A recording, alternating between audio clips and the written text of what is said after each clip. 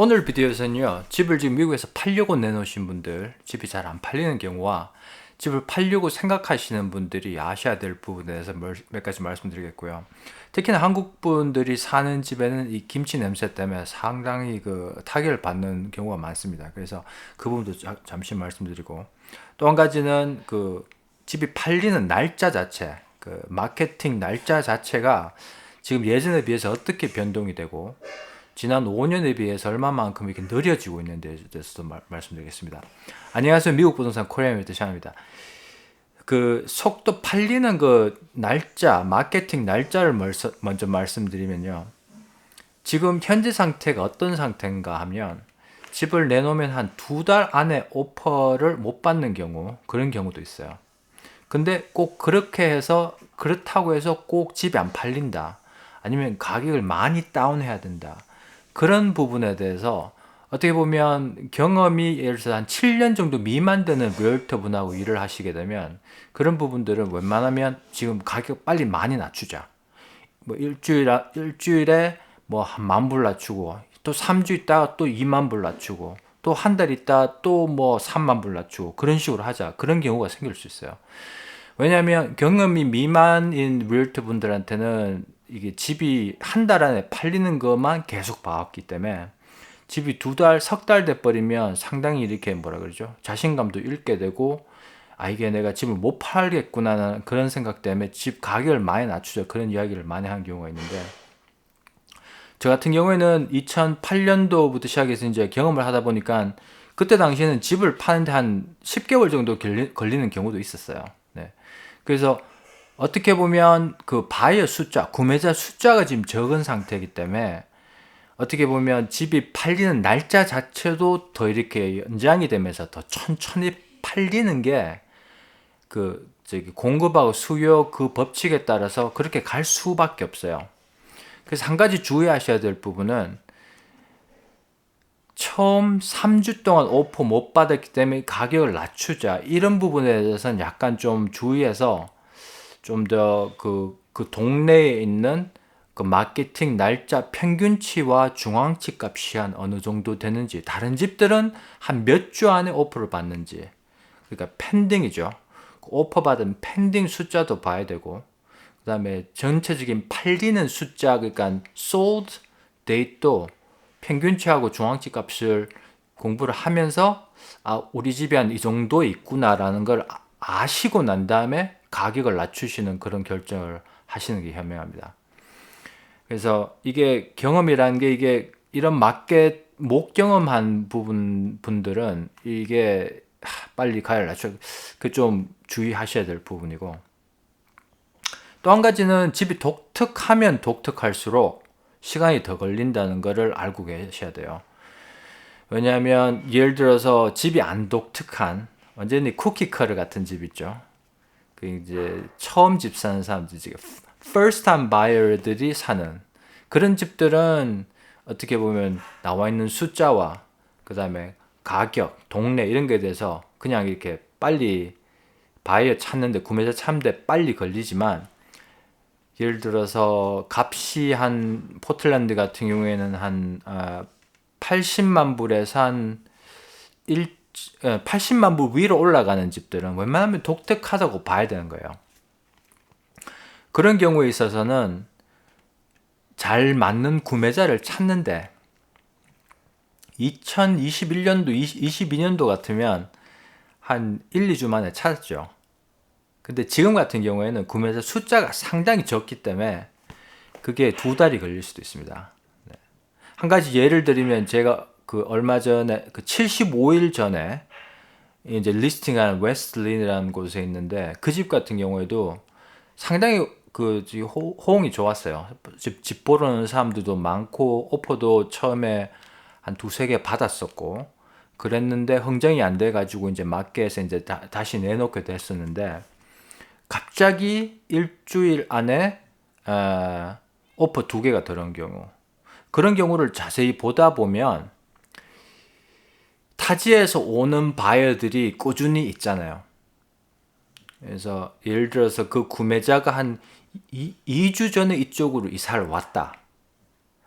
그러면 집이 2달 동안 마켓에 있는 집도 그 사람은 지금 보게 되는 거죠.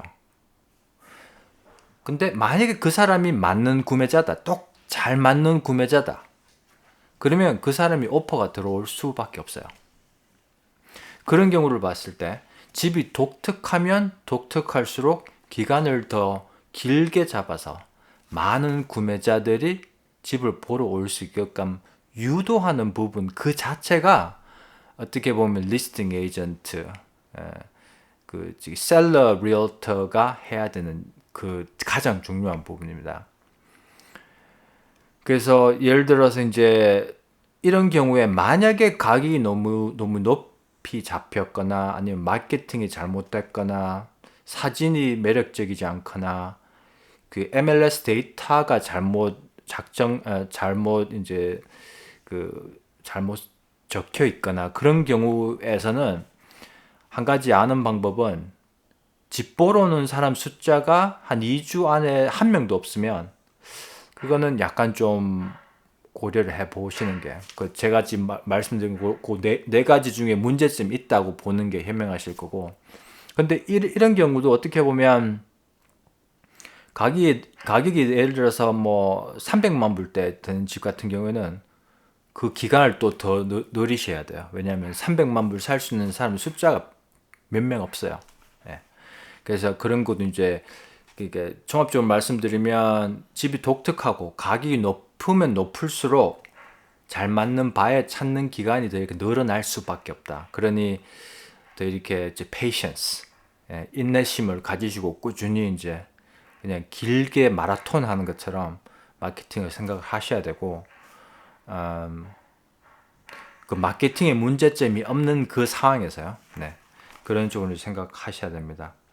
그리고 지금 보편적으로 이제 집이 융자를 받아야 살 수 있는 사람들한테는 지금 그 이자율 자체가 완전히 그 마켓을 좌우하는 그런 상태예요. 그래서 저 같은 경우에 이제 오늘 아침에도 그 락박스, 그 자물쇠 여는 그 숫자를 보게 되면 집 보러 오는 사람 숫자가 얼마만큼 된다는 그 정보가 있거든요.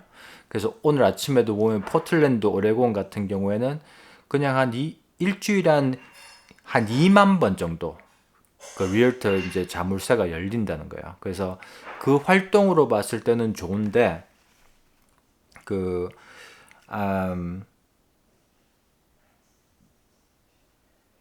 무슨 말씀하려고 했죠, 제가? 갑자기 잃어버리네요.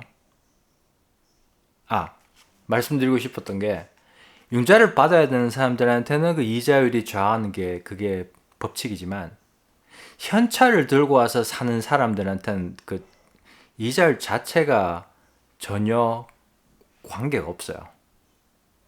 특히나 캘리포니아 같은 데서 집을 팔고 한 200만 불을 들고 오시는 분들한테는 70만 불짜리 그냥 현찰 주고 사는 게 큰 문제가 없죠. 네, 그래서 그런 부분도 생각을 하셔야 돼요. 내가 이 집을 갖고 있는 거를 누가 현찰로 살 사람이 있느냐 없느냐. 현찰로 보편적으로 산다면 그 나이대가 좀 드신 분들이 많고 젊은 사람들이 현찰로 사는 경우는 잘 없어요. 그래서 나이 드는 사람이 찾는 집이냐 아니냐에 따라서도 그 마케팅 날짜 자체도 바뀔 수 있고, 그 다음에 그 이자율에도 전혀 상관이 없다. 네, 그런 것도 생각을 하셔야 됩니다. 그래서 이제 김치 냄새에 대해서 말씀드릴게요. 제가 예전에 그 비디오를 만들어 드린 게 있어요. 그 비디오를 제가 이 맨 끝에 이제 그 댓글에다가 제가 링크를 보내드릴 텐데, 이 김치 냄새가 알게 모르게 배요. 예, 그 한국 사람 같은 경우는 김치 냄새, 인도권 사람들 같은 경우는 이제 향 냄새, 그런 것도 있어요. 예. 그래서 제가 그 비디오 잠시 말씀드리면, 그때 우리가 그 100인분하고 제가 이제 100인분 구매자를 도와드렸었는데, 그 분이 산 집이 인기가 너무 안 좋았어요. 그래서 제가 딱 들어가 보니까 처음엔 제가 김치 냄새라는 걸 몰랐는데 나중에 알고 보니까 그 김치 냄새였어요. 왜냐하면 집이 한 달 정도 비어 있었고 그때 살 당시에 여름이었어요.